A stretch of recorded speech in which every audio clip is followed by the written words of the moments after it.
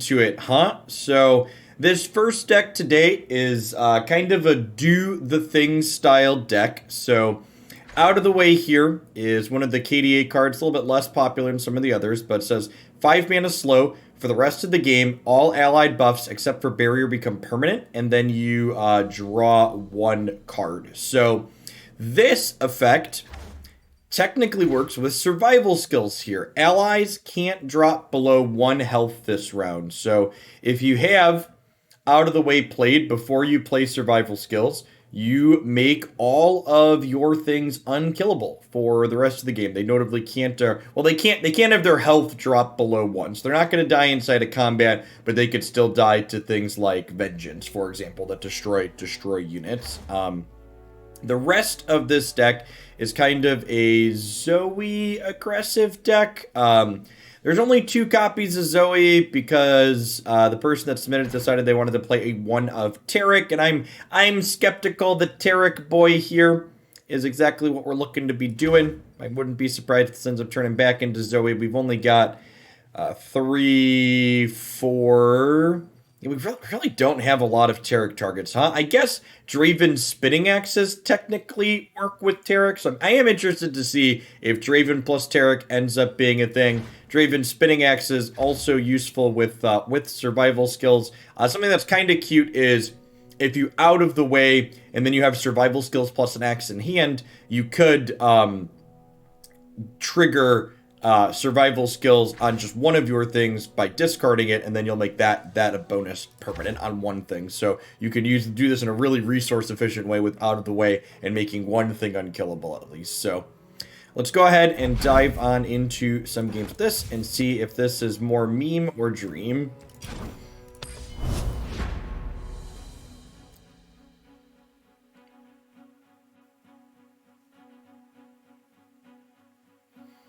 Hey, D-Rock, thank you for the third of a year. I appreciate that. Welcome back.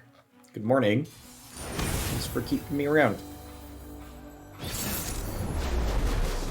Morning, Hamblin.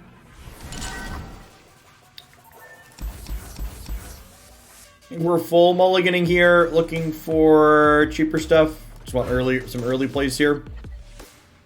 Goats, Iron Bliss is not terrible. Still trying to wrap my head around the scenario of saying, I want to play Taric, what if I cut a Zoe? Yeah, my gut instinct is, you know, Draven has his biggest fan.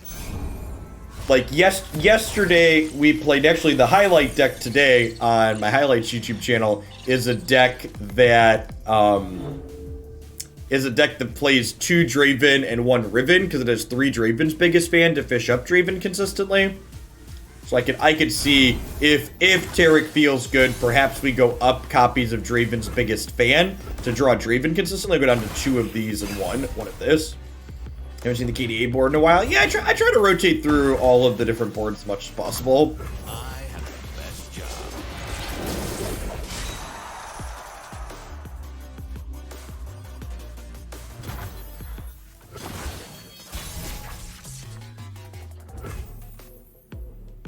I'm just supposed to out of the way that turn. I think it's out of the way is kind of cute with Taric. He doubles up out of the way plays. I think I'm just opening here. I think I'm gonna open and then plan to play out of the way.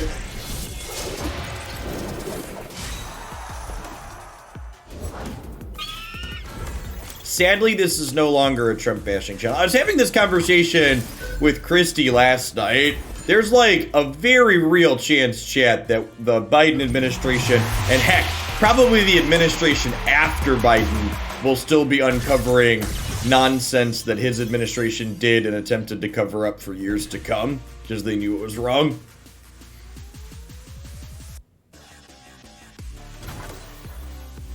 I know, it's nice that he's no longer in power, but the idea that the name Trump is just going to disappear from here on out is likely a very incorrect one. Gonna be dealing with that stuff for a while yet. Let's go ahead and Ballista. See what they do. So, if they hook this here, I get to Pale Cascade this, they pump this, I hush it, we win the combat. Yeah, that's also true. The 74 million people that voted for him are also still here. It's very, very accurate.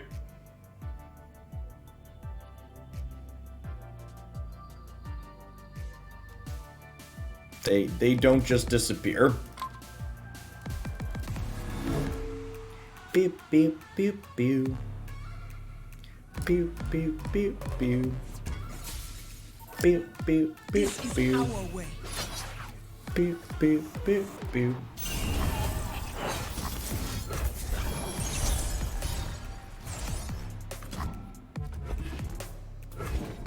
Now remember, with out of the way, that Pale Cascade is permanent.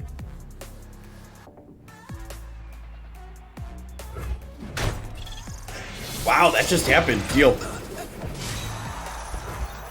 6, 8, 9, 10. 10 cards.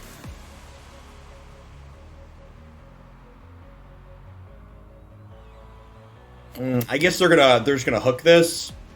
Makes sense.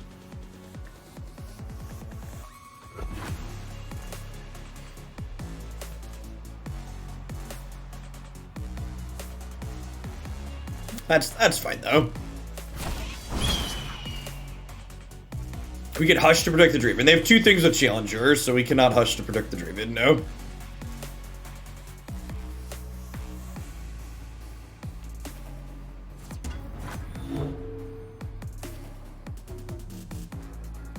I'm aware of the hand size. I'm just expecting them to kill Draven here. So if they kill Draven, I want to play Draven's biggest fan in order to put another Draven on top of my deck.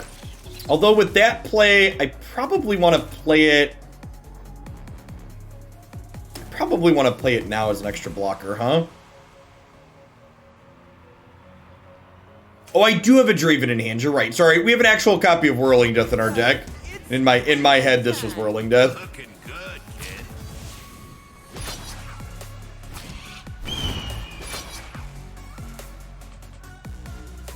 If the Democrats in the Senate don't change the filibuster rule, then I'm probably giving up. I'm probably gonna check out of politics altogether, because if they don't change the filibuster rule, we're just gonna have more of the same. That's the bare minimum.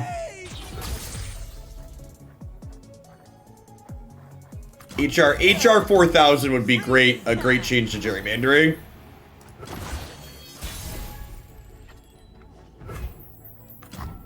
I don't know. Mansion's not.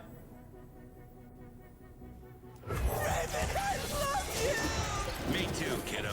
Can you explain what needs to change about the filibuster rule? So basically, for people that aren't familiar with U.S. politics, what the filibuster in the U.S. Senate means is basically any one of they need 60 votes to get anything passed. Basically, is what the current filibuster rules mean. That's there's nuance and detail surrounding it too, but the TLDR is the current filibuster rules mean you have to have 60 votes to pass legislation.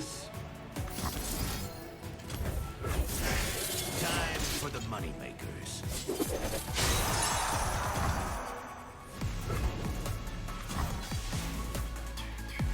4, 5, 6, 7, 8. This is fine.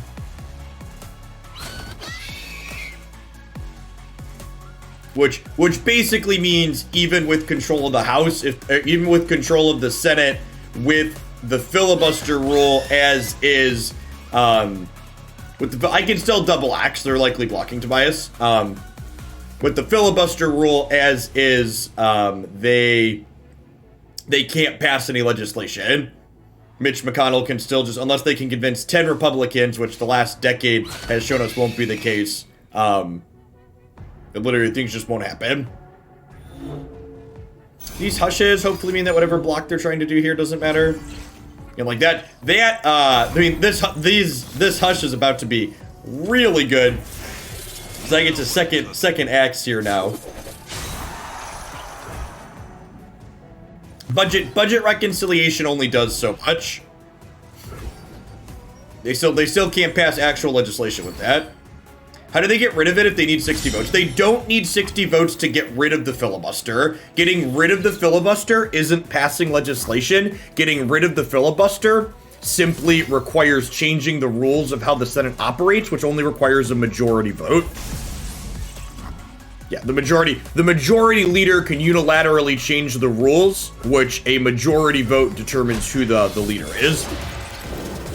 So. And I thought I was already perfect.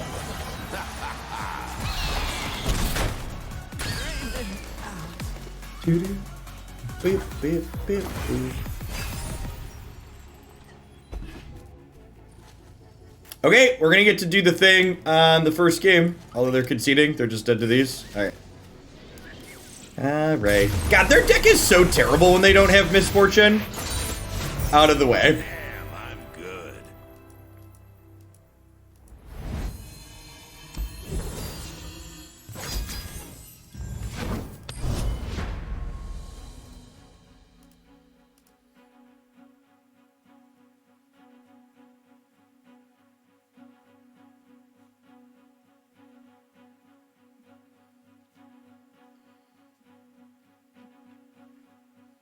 It's the first time a vice president's going to be significant. Now, I'm pretty sure there was at least one other point in modern history where the Senate was split and the vice president cast tiebreaker votes. Don't ask me when. I think it was the early 2000s, but you should Google it. Was it 2000? I thought it was. I thought I remember seeing like 2000, 2001, but I would encourage people to look it up. That's true. Our Tarek deck won. It did not involve playing the card Tarek. Honestly, so this is probably a fearsome aggro deck that's just choosing not to play the Targon Splash because the player hates missing on their Allegiance trigger.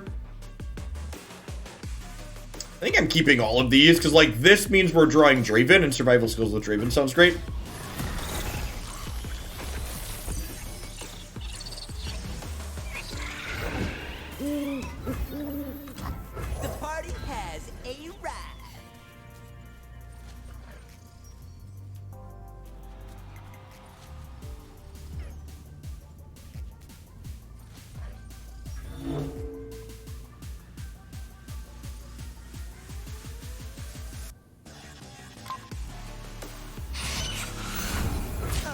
Yeah, okay.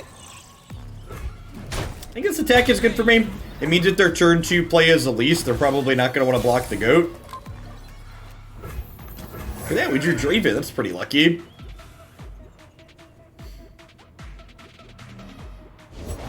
Come closer. I don't fight. I'm like, this exchange is fine for us. Stay on. Kill your champion, get a gem.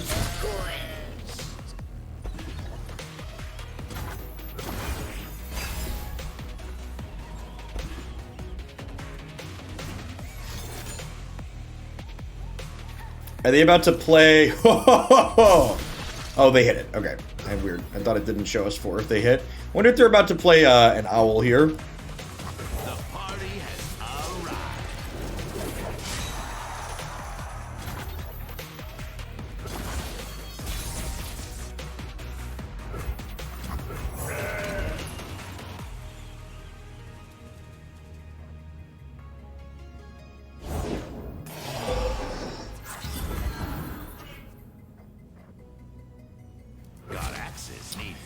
I think I'm going to let them fog my goat attack with this. I think that's fine. We get to generate an axe here still. Weird that they didn't block. They going to like sacrifice this to a glimpse or something? But they could have blocked into that though, right? Yeah, I don't understand why they took 3 points of damage there.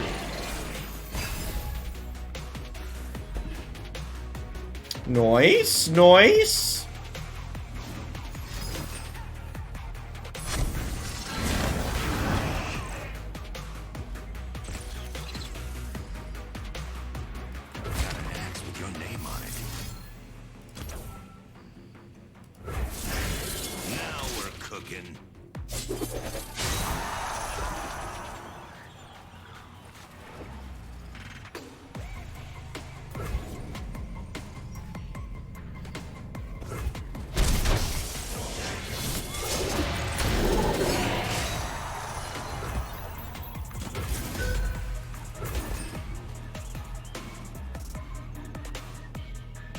It does, Hamlin. That's the idea of this deck. Is that out of the way makes survival skills permanent.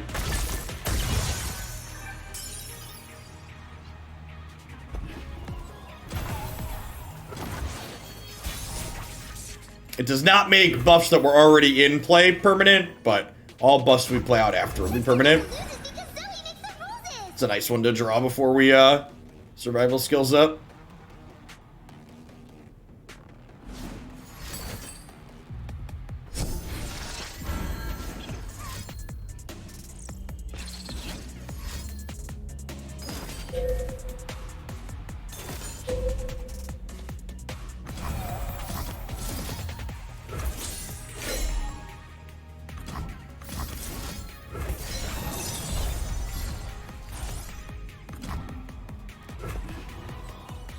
Hey, Manu, thanks for the raid. Hope you had a good stream. This is a pretty good turn for us here.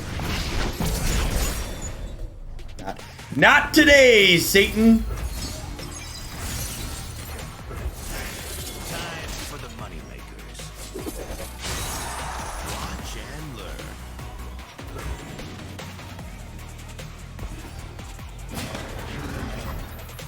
Sweet.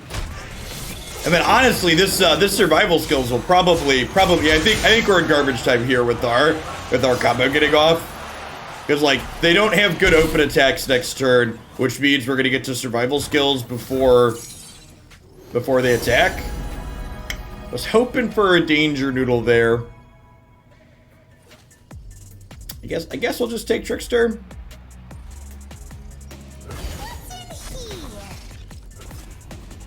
I think I'm leading on this, even if I take the one drop there. I just want to get this off with all three of these for sure.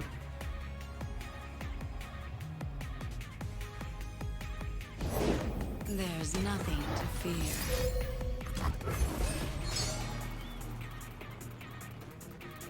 It does not actually patch this. And animation's so good. So these things can no longer take damage below 1 for the rest of the game. So out of the way makes all of our buffs permanent, except for barrier, which we don't have. So these things are now unkillable in combat and with damage.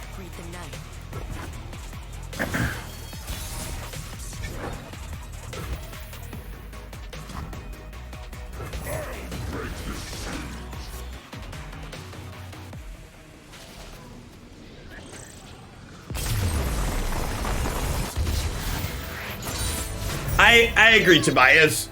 I think out of the way should make additional copies cost like 2 to 3 less after you play the first one. I think that would go a long way towards making it more competitive. It's like fine now. We've played a few out of the way decks that were capable of winning games, but I think that would be the change I would like to see. Like it draws a card to replace itself, but like draw a card for 5 mana after you play the first one is really pretty bad. So if we could see survival skills make other copies cost less after you play it, so it's like a 2 or 3 mana draw, that would be super ideal. In my opinion. Yeah, it's 5 mana and it's slow.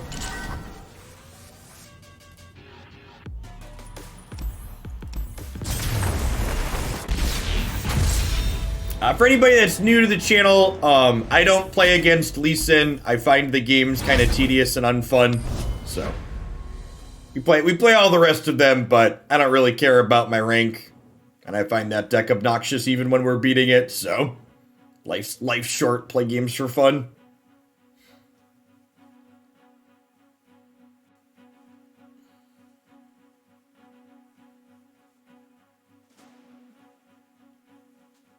Shuabai, thanks for the follow. Welcome to the channel this morning. They're playing more games in Runeterra. I can confirm the shuffler does not need to get me. I am able to get myself. God bless.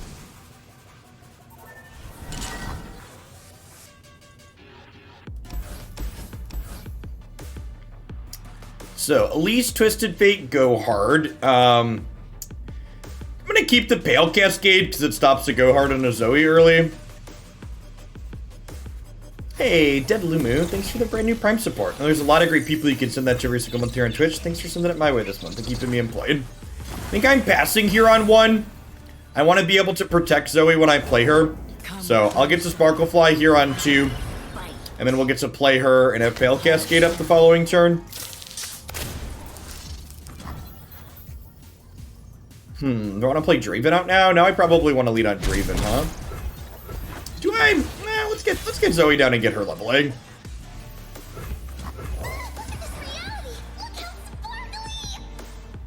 Yeah, coming from Magic the last few years, BB Trombone, the amount of player agency and in-game decisions you make that matter in Runeterra are incredible. There's just so much more in this game. Maniac, thanks for the follow. Welcome to Hoaglandia. You dare. Honestly, be right to play this proactively, but I'm also not burning mana here, so I think it's fine to just pass. Okay, and they went ahead and played this out, so I think that means I go ahead and star chart now. I think we just take Charger here, huh? Charger blocks the least profitably, which is nice.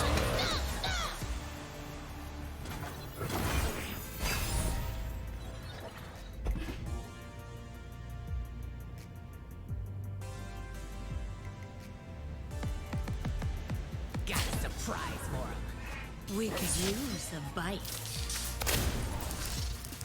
Alright, so this play is mediocre against Vile Feast, but if they have Vile Feast and they want to blow this play out, they're then not killing either of these with Vile Feast, so I think that's a win for me overall. So I think I take this opportunity to try and kill both of these.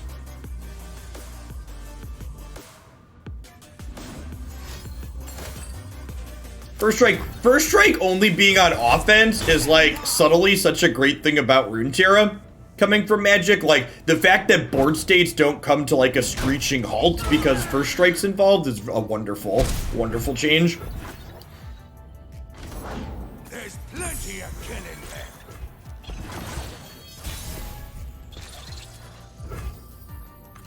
The party has arrived.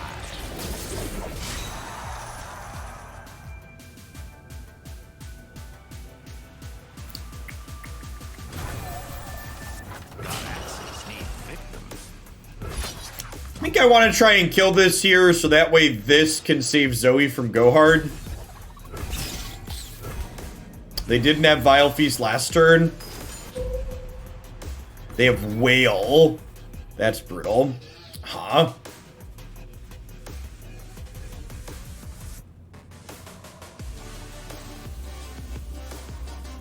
Huh? I guess we save this.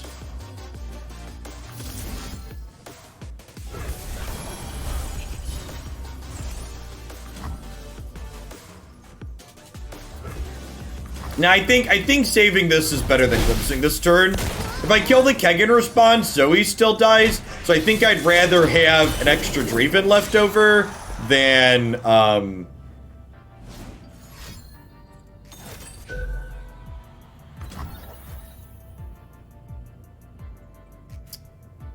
It's a touch unfortunate.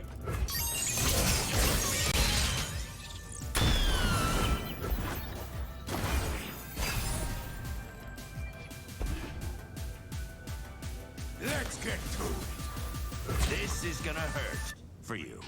I don't have out of the way anywhere. I'm gonna go ahead and just trade profit. Take a good decent trade here. Do I just take my guaranteed Draven level here? Is that too aggressive? I feel like that's not too aggressive. What if we axe again, discarding Spell Thief? They've already played 2 copies of Glimpse. Like I have second Draven in my hand.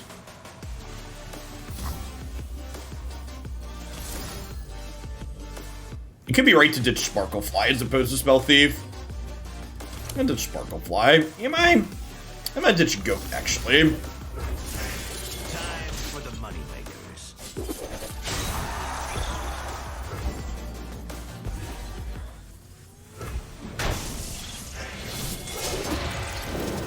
Oh, that's true. I also technically have Whirling Death if they have the third Glimpse. It's It's a good catch. You actually can't Spell Thief back your bags. which isn't what the wording implies here, but the wording is bad. You'll fight or you'll swim.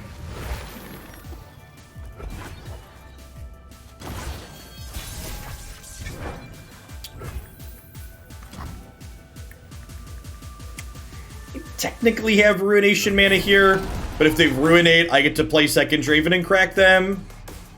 I think it's right to play this out pre-combat. This gives us the extra bit on here, which is nice.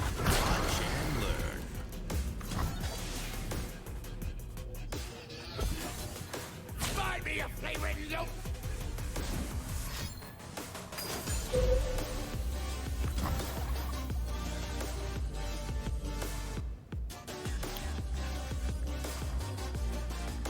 Oh, I should pull the keg because I have Overwhelm.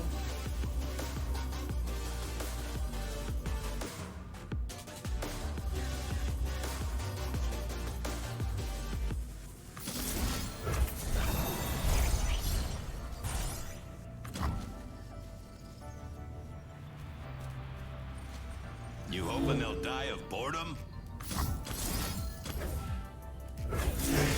Now we're cooking.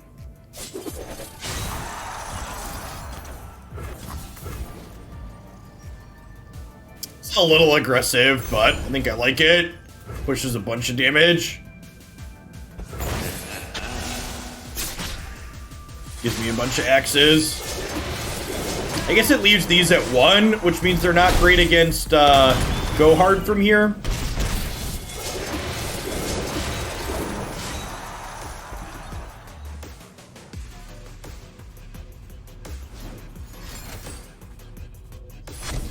We can dodge a Go Hard here, so we can Spell Thief Glimpse next turn when they have it. That would be ideal.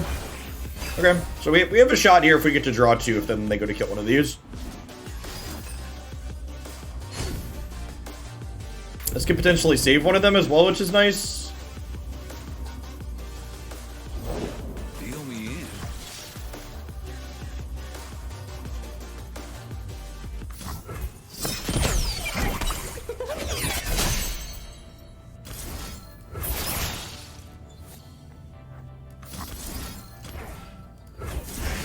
Time for the moneymakers. All right. I don't know. I'm hesitant to say we're in a good spot, but we're not just dead. They do have, you know, 8 cards in their hand.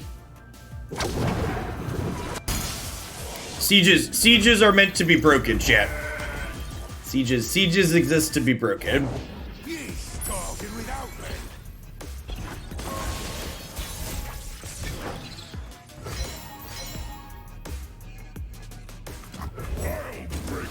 All right. Show me Ruination.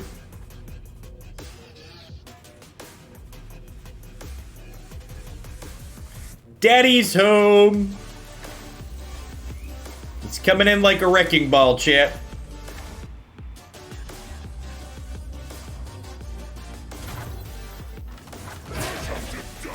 They burned 2 Ruinations. That bodes well for the home team. What's that you got there?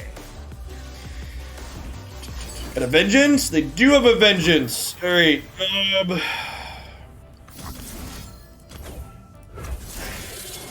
we're cooking. So let's do this so they're dead to 1 Decimate next turn.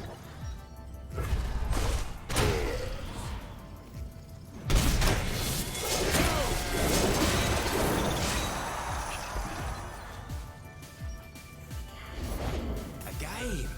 Go on then. Ah, Daddy Farron. Closing up games we have no business winning.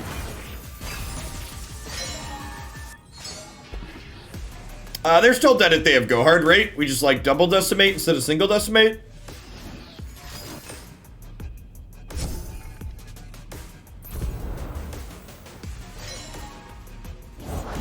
I've whipped up something special.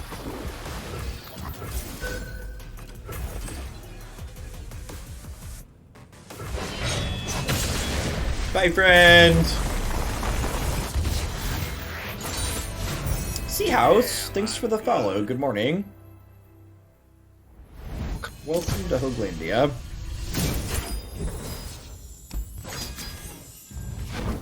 Finish him.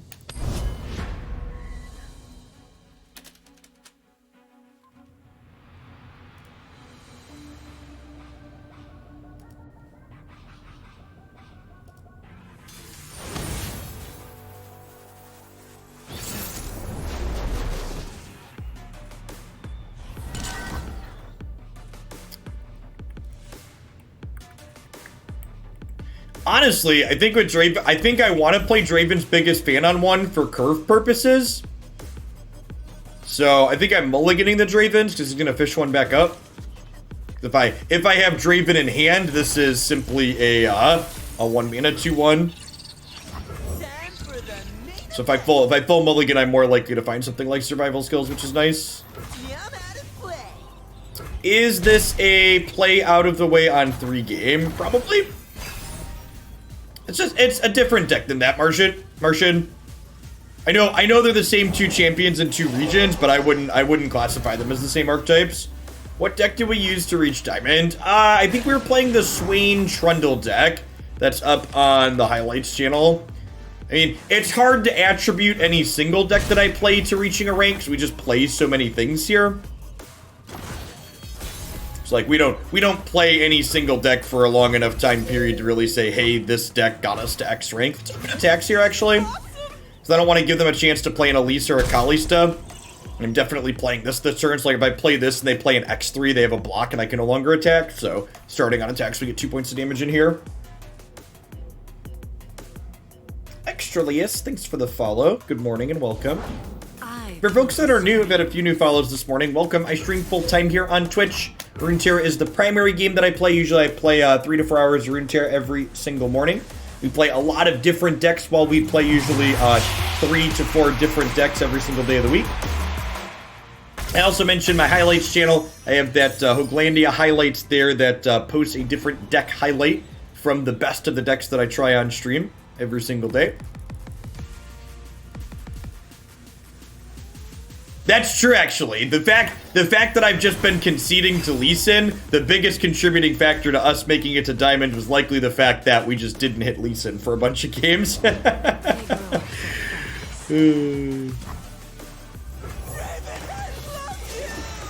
too, kiddo.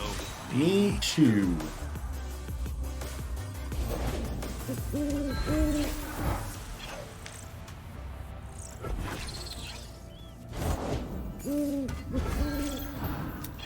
Think we might be dead, chat fam.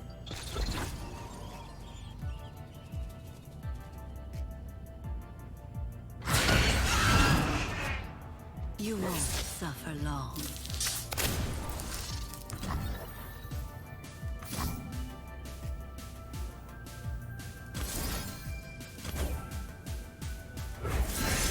Time for the moneymakers.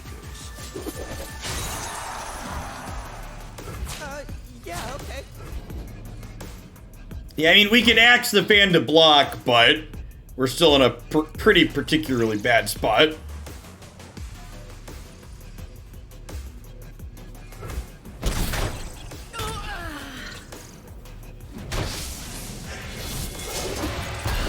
Well, these 4/1s are about to become 2/1s, chat. So I'm electing to kill their things that are bigger permanently. The opponent's deck, traditionally speaking, does not have a lot of reach in it. So prioritizing killing their things that stay larger longer tends to be better in my experience playing against it. So now I think with this draw, I'm supposed to play Ballista and Goat this turn. I was originally going to play the Taric, but, you know, getting more blockers against their Go White aggro deck seems ideal.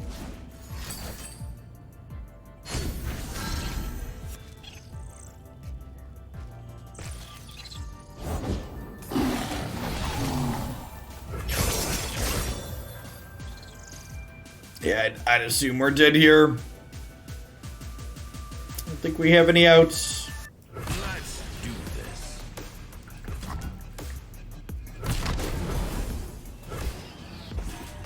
Worth noting, had this Taric been a Zoe, we would have been able to play a cheaper card on curve to block better later on.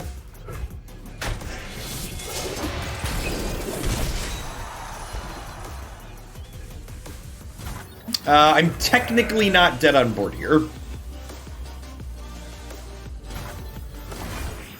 Did they miscall this game? Oh, they did miscall. Risen Miss, you're super right. Forgot about that one. I'm not dead yet.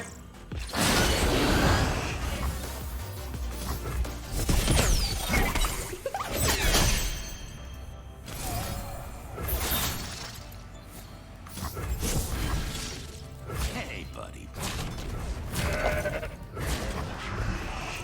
Dead to a stiff breeze, but not dead on board.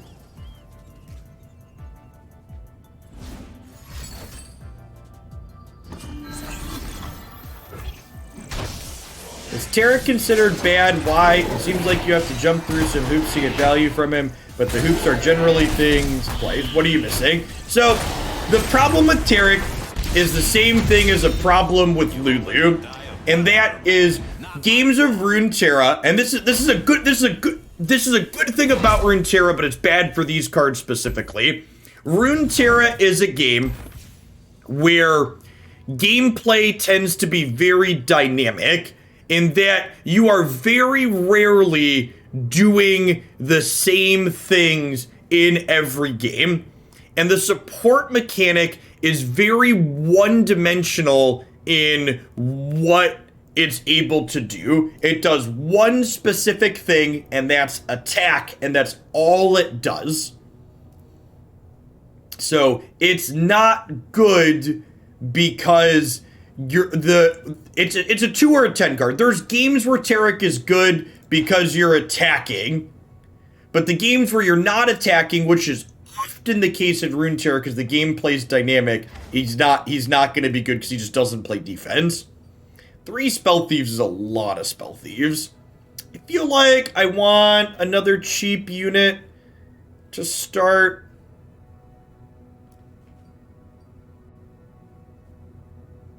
I disagree with that statement there, Violet Journey.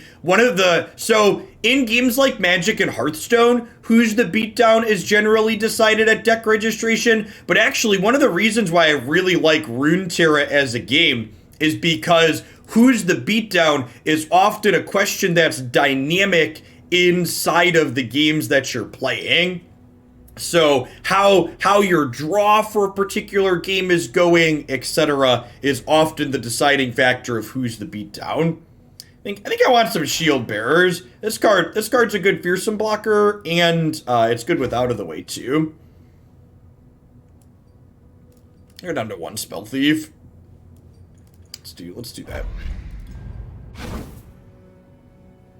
Sure, yeah, I agree that they don't offer flexibility. I'm just pointing out that the flexibility in games of Runeterra isn't simply look at the deck list. If you give me 2 deck lists in Runeterra and say, Jeff, who's the beatdown in this matchup, I can tell you who will likely be the beatdown, but who is actually the beatdown in functionality ends up being, who's actually the beatdown functionality tends to vary more game to game depending on how the draws line up. What's the difference between Shen and Tarek? So Shen has more toughness. Shen notably has, it's actually pretty good. Keep the goats in the death mulligan this. Shen has a 5th point of toughness, and in addition to only being good on offense, Shen doesn't need extra stuff to go with him. The region matters a little bit, but the fact that Shen doesn't need extra spells with him to enable him is a big deal. Barrier's much better than tough is also true, but the fact that Shen has a better stat line and the fact that Shen doesn't need spells cast alongside him are the two big reasons. Wow, these are dog poop. You know what? I'm gonna take this so we can just turn 7 fair on. We're attacking on odds. Let's just turn 7 fair on them. That's new.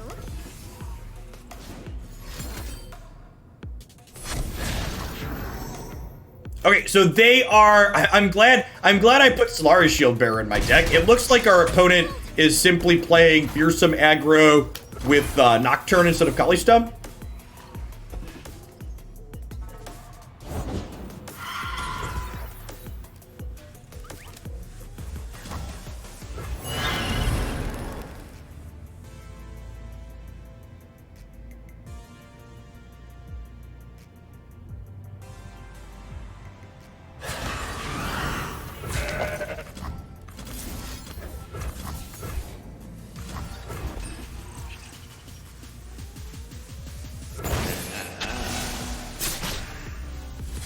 Rolling Death with Goat is so good.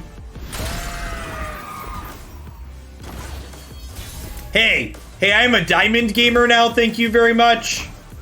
This is a super duper competitive stream now, chat. We're a diamond gamer. We're playing for keepsies.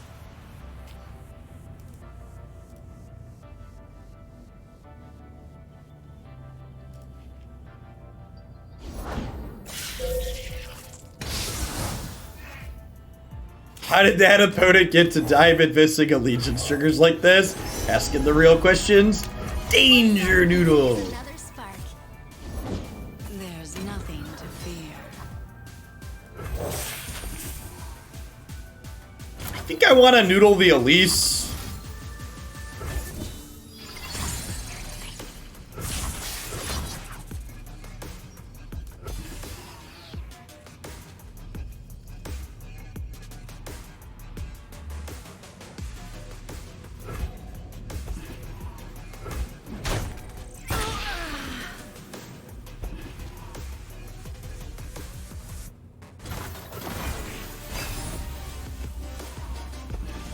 Listen, we don't kink shame here. Elise looks like she likes a good noodling, okay?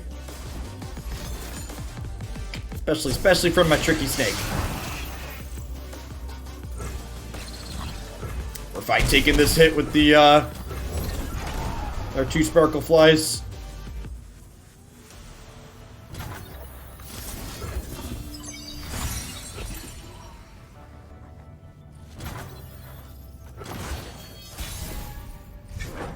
Oh, chat, don't look now, but Daddy's home early. Everybody act natural. Don't let Daddy know you've been misbehaving.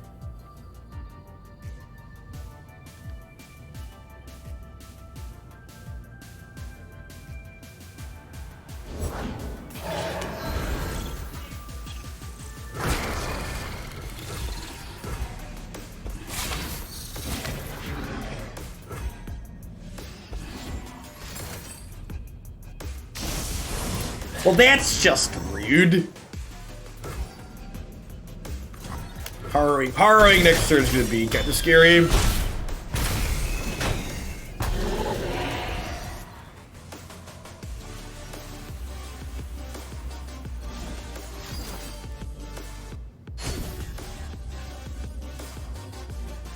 What's the only thing better than one daddy, chat? 2 daddies.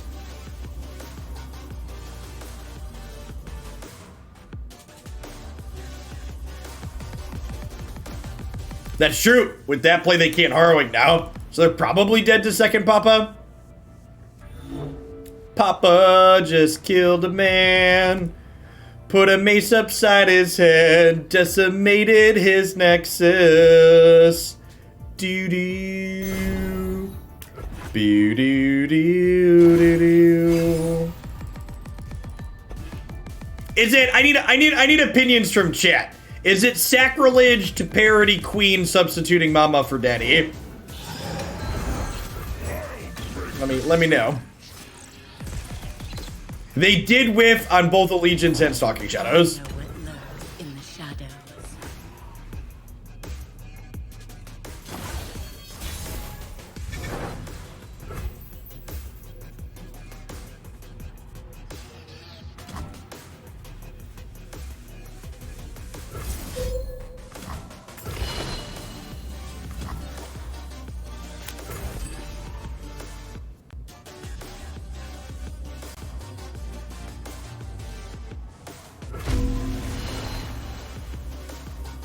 On the off chance this combo isn't lethal, I would like my board to live. Alright, so our opponent fully deserves their allegiance misses and their stalking shadow bricks. They've got Hush, and they've got all sorts of nonsense in their deck. Like, I always feel kind of bad with their allegiance misses, but our opponent's got to be playing 6+ misses. Obviously should have just opened text. I wasn't playing around Sunburst out of their aggro deck, believe it or not. That wasn't something on my radar.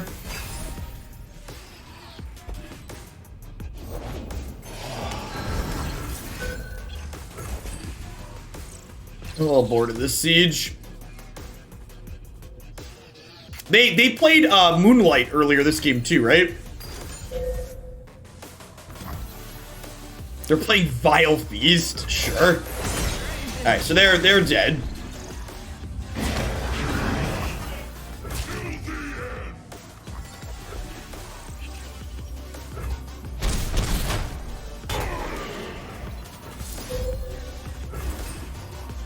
This is why Stalking Shadows missed and they missed on their allegiance, so they definitely aren't unlucky, it was just bad deck building.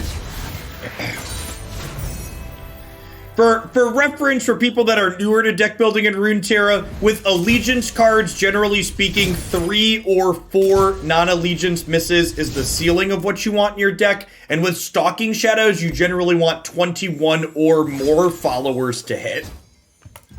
Those are like the target metrics to have your cards operate as expected, like 95+% of the time. Which I think is a good goal. Working 19 times out of 20 is a decent ratio.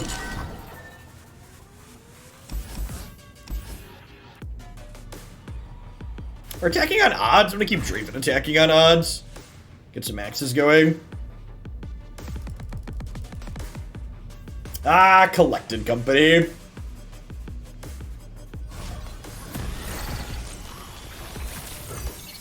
It's a good pickup against their mid-range control deck, mid-range aggressive deck, or mid-rangey.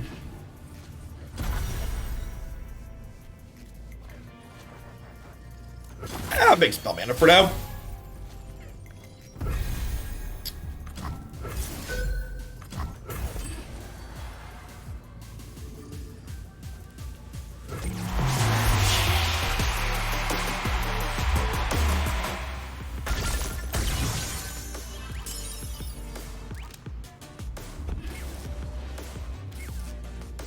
Ooh, I like that comment from Luigi there. You could justify playing more allegiance misses if they're early plays that you're not mulliganing. That's a really good way to think about it. That's actually not a perspective I've thought of or heard talked about before, but from a theory standpoint, it's a really, really good one to have. I like that. I like that observation. Look at that. 3-6 for 2, chat. Deck's busted. Come and get it, Draven.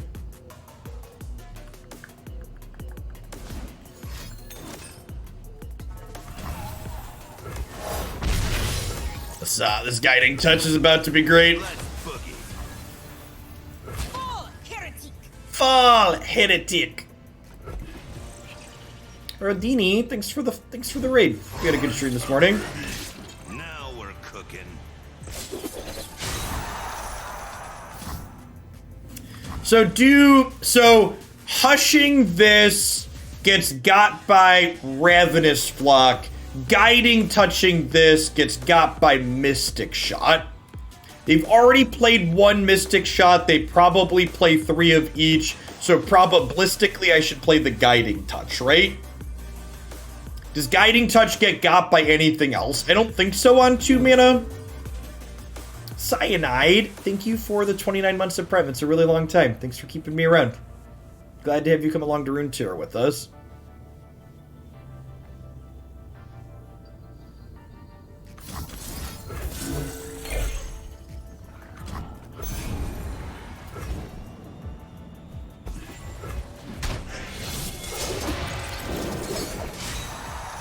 I think the big reason to Guiding Touch there is the fact that they'd already played a Mystic Shot and they haven't played a Flock yet. Just play Pale to get got by both for 100% get got rate. Ooh. I have the best job. Again, for those of you just joining us, we've already played Out of the Way this game. Out of the Way makes survival skills permanent.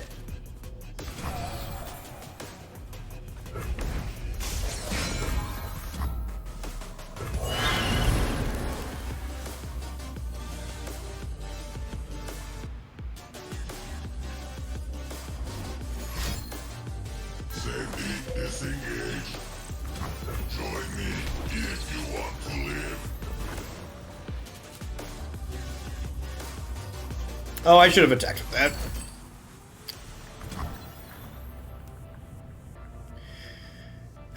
Do I save Draven and make just Draven unkillable here? I think that's worthwhile, actually. I think making just Draven unkillable is probably good enough.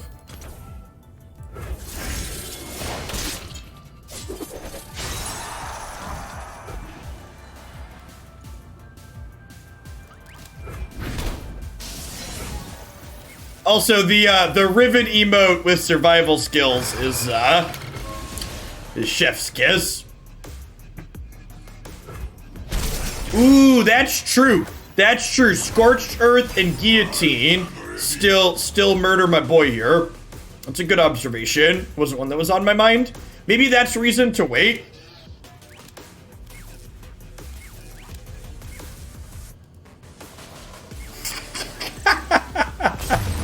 Good game, opponent. Maybe this opponent isn't playing those cards. And maybe those other guys. Whatever. Brown Bacons and hi, thanks for the follows. Welcome to the channel. Hush would make Draven a 3/3 healed though, right? No, Hush silencing a unit never gives it extra health back. The Draven was stunned, HR Beck. It was stunned by the spider. The Speed Ray, welcome to Hoaglandia. Thanks for the follow.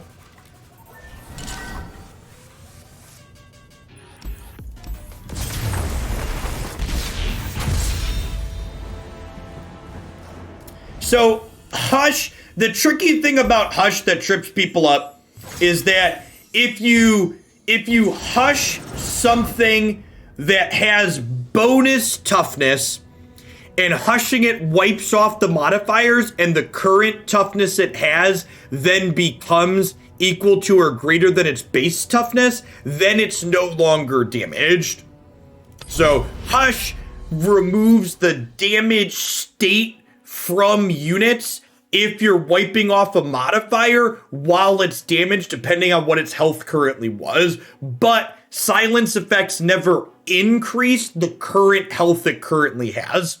So it can impact max health, which can change the is this damaged, yes, no question, but it will never give it extra health back. That's the thing to keep in mind with that interaction. Yeah.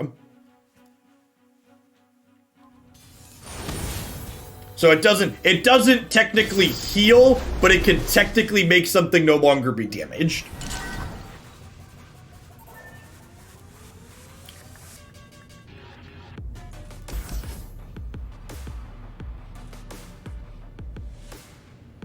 It does actually, Socio Penguin. So if you silence something that's frostbited, you get your attack back. You can also silence stun off of your units, which is great. They never added patch notes for not being able to double silence a unit in the same run. I'm pretty sure that's a bug, Yoda. I'm pretty sure there aren't patch notes because that was an unintended feature. I would expect that to be fixed in the next patch in February.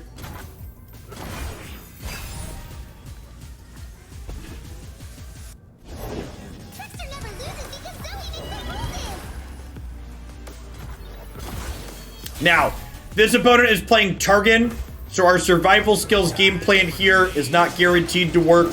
So they can hush our Dorkos.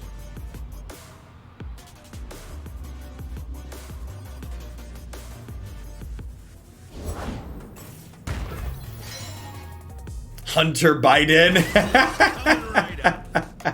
Man, the amount of conservative projection, like people attacking Hunter Biden, someone who's not going to be working in his administration, because just for people that aren't familiar with politics, the fact that Trump's children worked closely inside of his administration was one of the many, many political norms that men savaged, because nepotism like that is wrong and shouldn't exist in modern politics, where they aren't banana republics, where people and things are reasonable.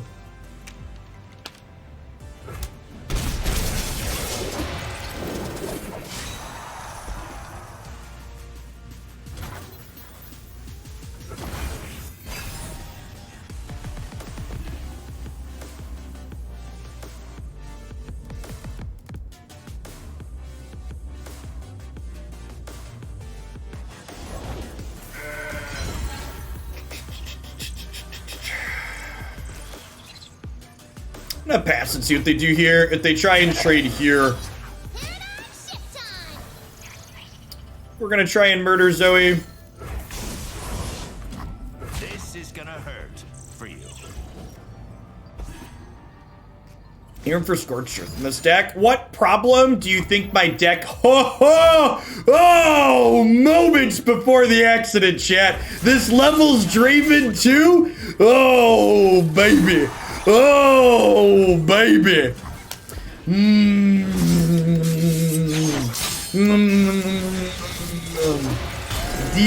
Delicious. I don't know if this deck is good, but this turn was certainly great. What's my name?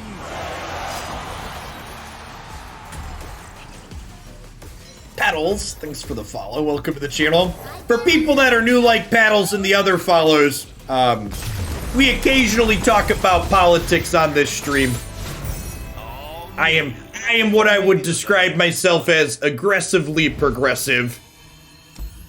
I vote Democrat, but I align myself with someone like Ocasio-Cortez or Bernie Sanders more centrist policies like Joe Biden.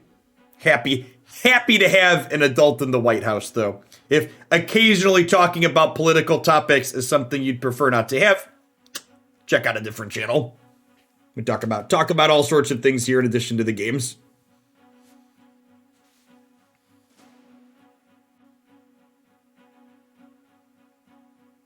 Yeah, I agree, Obtuse Hobbit. So we played Draven Horns of the Dragon yesterday. That was also a Draven survival skills deck. And Draven survival skills has just been absurdly impressive the last 2 days. Felt very, very strong.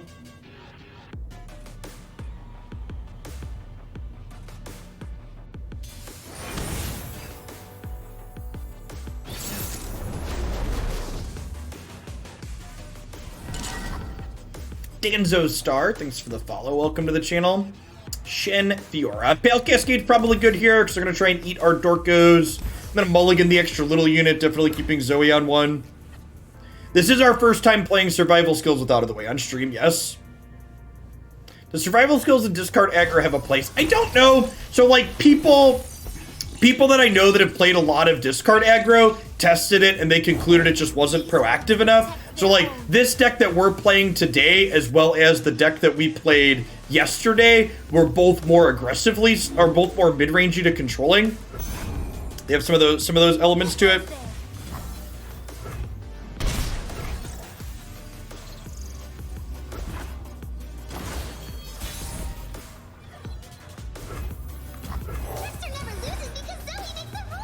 Zoe makes the rules is.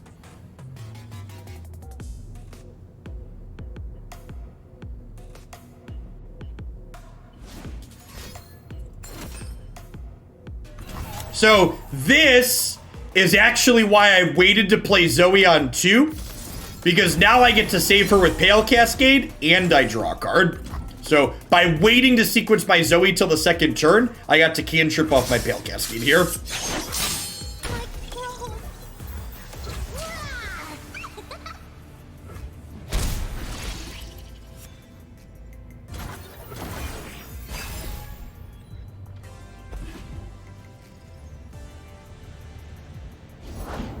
Water changes but never breaks. Yep, yeah, this is now a 3-mana single combat as well, is worth noting. Geed, thanks for the follow. Welcome to the channel. I think we open attacks here, because if they want to sharp sight this, we can axe plus whirling death this. I think I'm pretty happy just making this cheaper here. The balance requires a watchful eye. Mind the Equinox here. Danger Noodle. Yeah, Noodle's probably okay. Danger Noodle.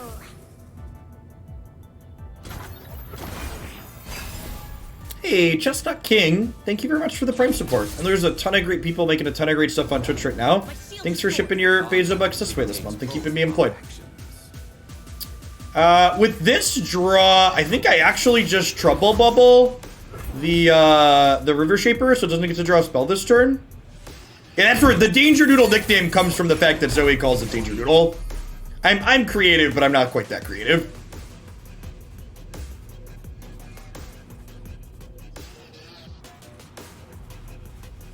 Just had a target's peak deck, enable 0 mana Ledros, God bless. Definitely just taking 6 here.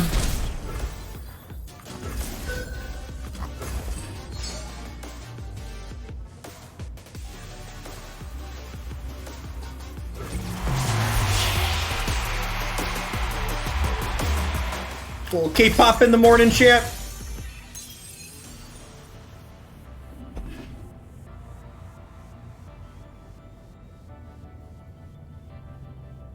I have been as vocal as I could possibly be about the deck editor needing a craft all function.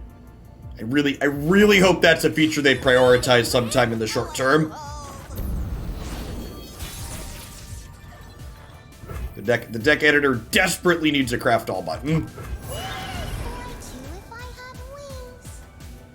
One of the reasons why that's such a big deal and it needs to happen so badly is because it is a feature that new players see almost immediately.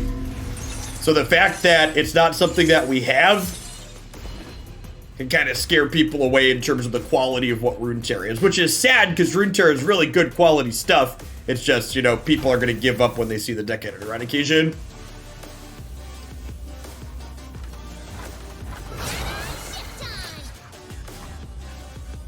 Yeah, no deny here should mean this game is over.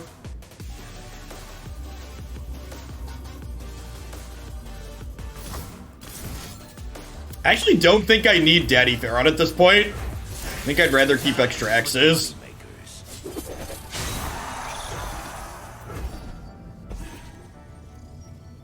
Understood. Yeah, I'm not sure they can beat us having 4 unkillable things. Yeah, I'm basically not committing any more units to the board at this point. These Dorkos are going to do it. I thought a deck cost me to craft before I make it. That's actually a really good point. You can't know exactly what it costs to craft it. So you can work around that with the third-party tool, Knacker. If you go to Mobilytics and link your account and load your deck list up there into your linked account, it will tell you what you're missing from that deck list and what it costs to craft. So you can work around it with a third-party tool. Just desperately still need that as an in-game feature, but there is a workaround for the time being.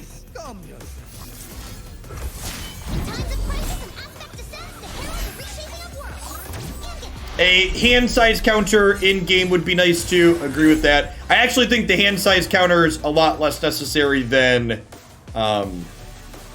what's it called though? The craft all button. I find them unworthy. You will remember this day. Lucky you. My steel is yours. Come on, Rib. Honor guide me. Protect and strike. They are under my protection. Yeah, having something that only pops up when you get to 8 or more cards. 8 is about the point where it gets a little hazy what exactly you have.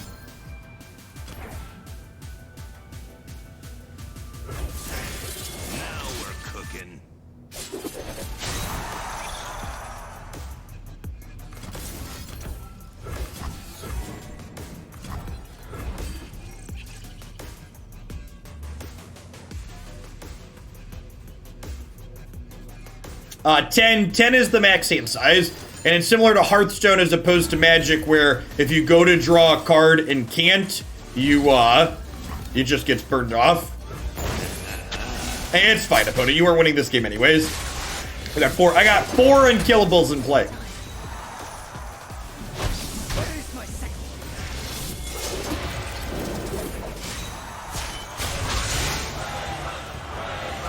Draven.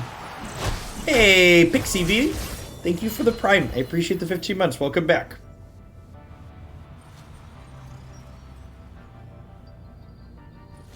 Yeah, that's exactly the point, Freelancer. So, adding a craft all button should be a top priority for the Runeterra dev team because the lack of it is one of the first things new players see when they get into the game, and it has a very high potential to scare people off who would otherwise potentially love Runeterra. Because I know for stuff like that, like, there's so many card games out there, and having to have that tedious experience to start is really not great.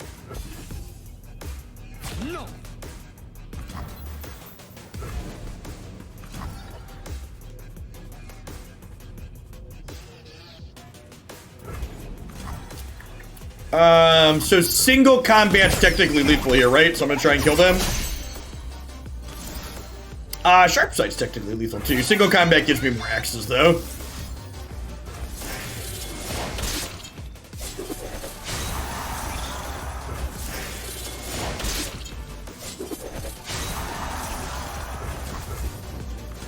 I guess if I'm dealing lethal, I don't need to prioritize making axes. I should just take sharp sight.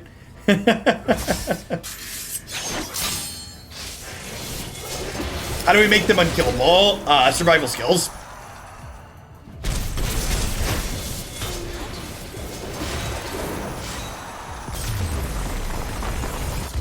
Draven does love axes. You're not wrong. Damn, I'm good.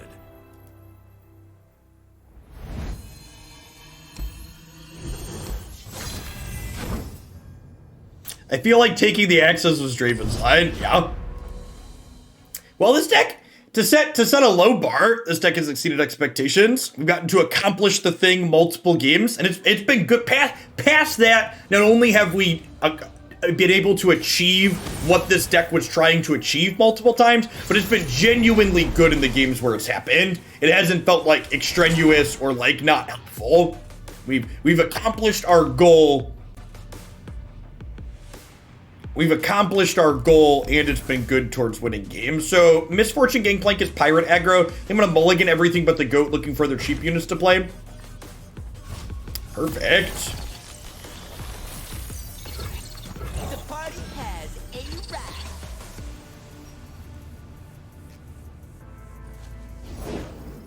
If it wasn't for your content, I wouldn't have played this game for exactly that reason. I normally can't try a game without such basic QRL features. Yeah. This is awesome. I love Runeterra, and in general, Runeterra's technology and quality of software is like really good. It's one of the better things about the application, honestly. So like the fact that it's like missing such a key feature feels really strange to me. Does he do this? These blocks seem good for us. Get to play Draven and start making axes next turn.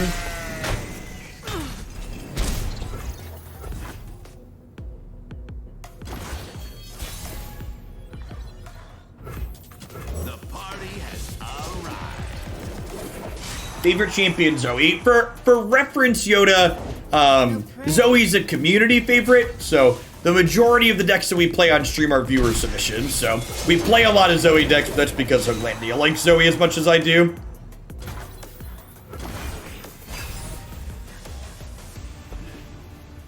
The dead don't need riches. Really? We're attacking with With Misfortune? your name on it. That's a fine trade. I get to play this and make another Draven.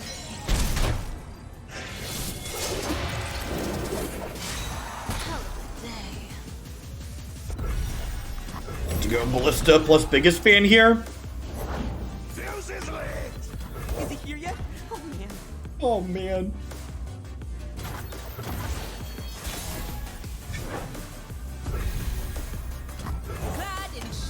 sunlight.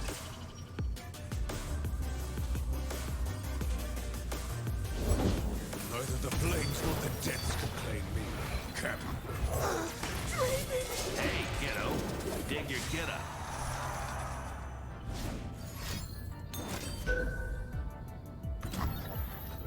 Sure. Not quite ready to level yet, but getting there. Let's do this.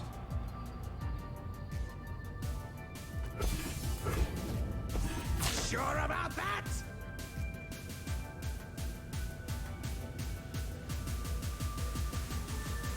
Well, so Kanjo, the biggest challenge craft all is how to determine which commodity to use. It's actually not a challenge to determine which commodity to use. You always use from the top down because that's the order in which the resources are most scarce or most flexible to least flexible. And the fact that you as a new player don't know how to prioritize that actually makes getting a craft all button even more important, because having a built-in feature that tells the players how to prioritize like that is super valuable. It helps people understand the economy better if the craft all button is programmed to do things optimally to start. Oh, if they rearranged it, I haven't looked at the new interface closely. It's wild cards, then essence, then coins is the order you should use them, or gems, or whatever they're called. I think it's called essence, if I recall correctly. Those are least to most flexible. Always use wild cards, then essence, then... But again, like, that's not even on you as a player. That's just like, this is another reason why this should be prioritized in this way. Am I spinning axing to trade here? I think I am. Now we're cooking.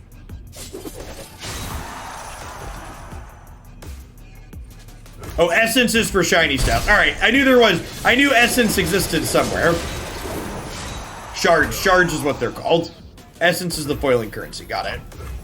Details. They don't play second Gangplank. Explosives prime. Gonna play that first guiding touch there because we're gonna burn spell mana. Don't really want to play the second one yet. We can wait till we decide what to do with this. Just me. I promise to blood off. What's doing over there? Ship time! I call the shards cucumbers to avoid confusion. Yes, I definitely would bet that calling them cucumbers would avoid confusion. Now you try.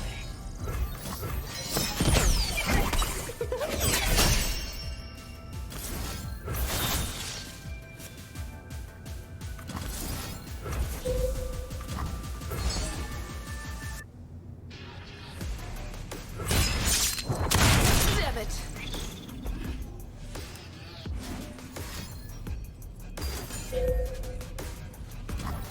I could have tried to push for lethal with Zoe this turn, that's true.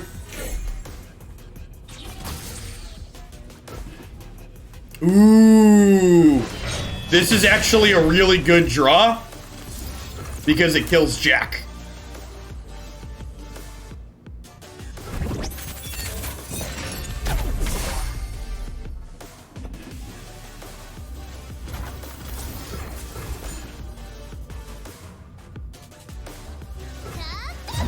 Close game here.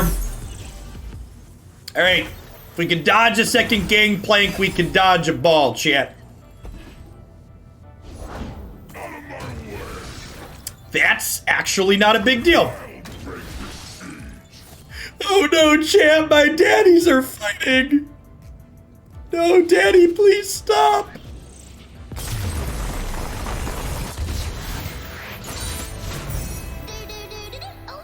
Oh yeah. Our dad could beat up their dad. Yeah, exactly. Max Rat Skull, thanks for the follow. Welcome to the chat. Let's do at least one more. This deck's been sweet.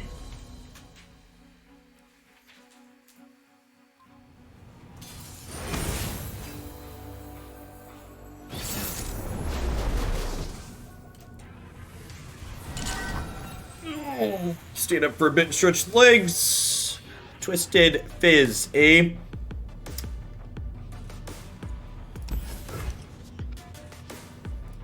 I think they're likely to be an elusive deck, so I think I want backup Zoe in case primary Zoe dies.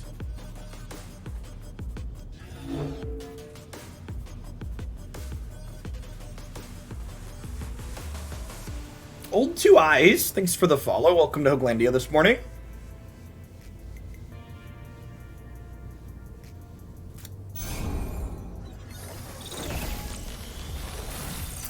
For my regulars, by the way, if you're just joining us a little after 9 o'clock now, I'm starting a little bit earlier in the mornings than I have been.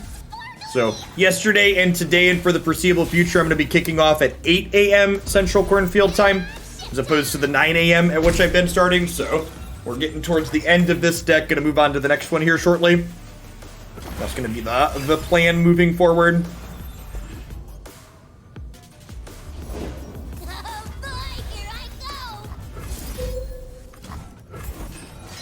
Anybody that told you Zoe was gonna be unplayable, I think is someone you should probably temper your expectations on or be weary when listening to their card game opinions. I didn't think Zoe was gonna be as good as she is. I think most people realistically underestimated how easy she would be to level up, but like the base level of this card without the level up text, it was pretty easy for any experienced card game player to see that this card was going to be good. A 1-cost elusive card that draws a card is going to be good in most situations. I'm happy with this trade and I'm gonna take it. Got another Zoe in hand.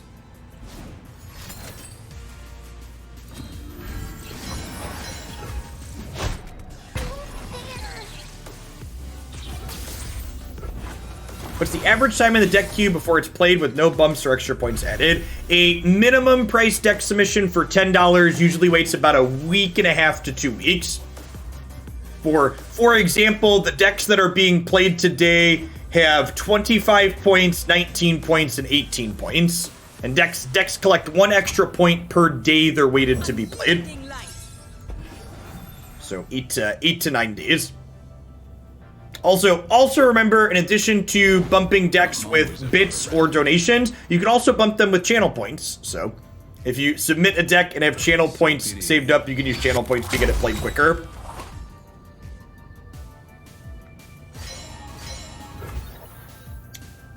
Well, I think we super cool star chart here, because if we find Danger Noodle, I'd like to kill their Twisted Fate.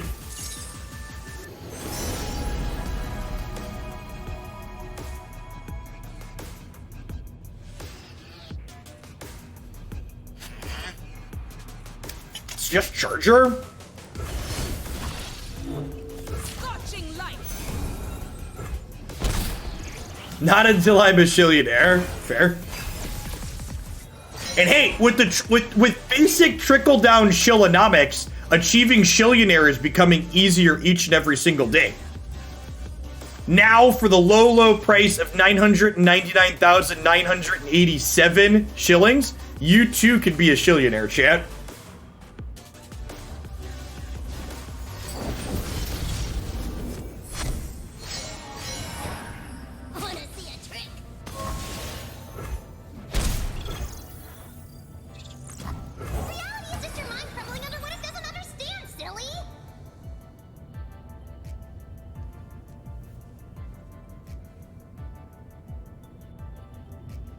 So we'll lead on Zozo here.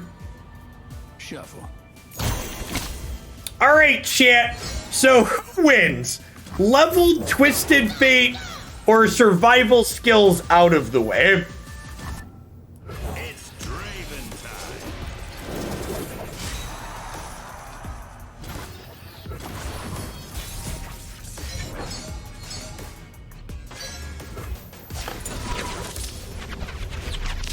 Now this game's heating up.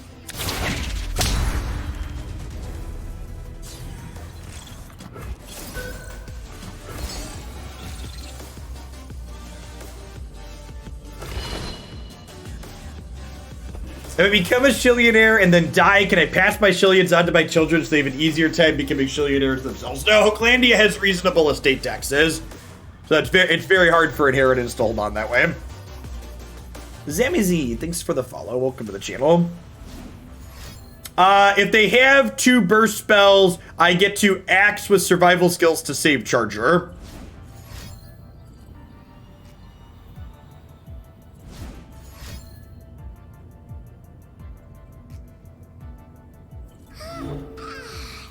Are they still here? Reasonable estate taxes, you can't see it, but my monocle just popped off my face in disgust. I'm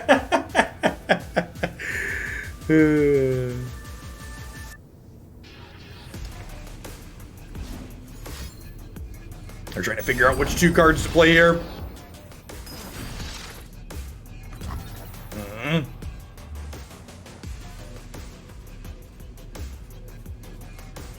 That's unfortunate.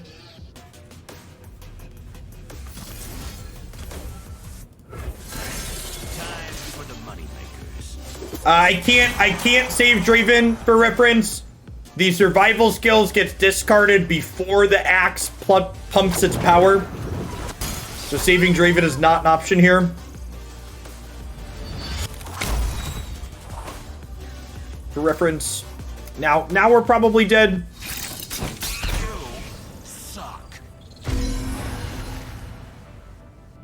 I would bet Level Twisted Fate beats these 2. I think if we had 3 things here, we would have potentially been okay. But with only 2, I think we're gonna be Dead in their tracks. a little bit up a creek here.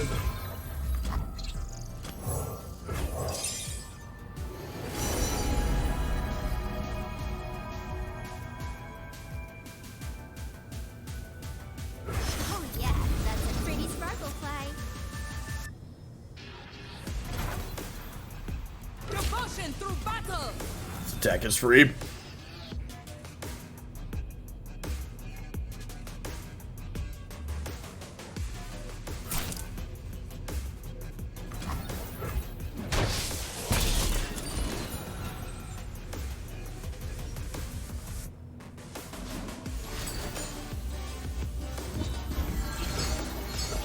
They don't open next turn, we can Equinox that. Hey,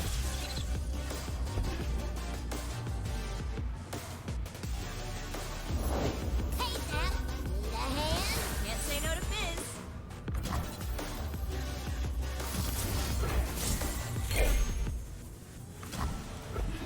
Okay. Soak it in. So you're saying there's a chance.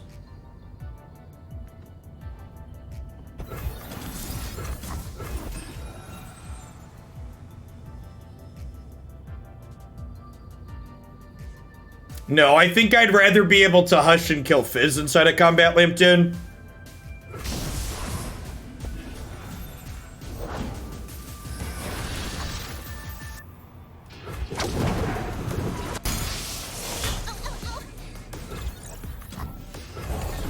Oh, now I can't hush Fizz. It doesn't matter.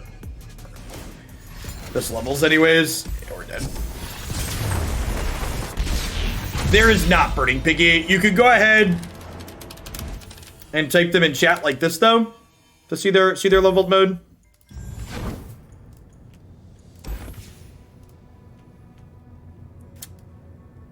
You know, all in all, I was pretty happy with this list. The big thing that stands out in my mind is that the thing you were trying to do, not only were we able to accomplish it a number of times, but in almost every case that we accomplished it, it was good enough. Except for that very last game where they had leveled Twisted Fate and they killed 2 of our things in response. We won every single game where we out of the weight and survival skills. Past that, the other thing that continues to stand out in my mind is that just Draven with his axes and survival skills in these kind of slightly bigger decks has felt really good, really consistently. Both this deck and the Draven survival skills deck we played yesterday, the Horny Draven deck, felt really, really reasonable. And I feel like I want to explore this combination, not only with Out of the Way in this build, but just in other things as well, to see how this feels in other more mid-rangey shells. At any rate, we're going to be done with this one for the day. Move along.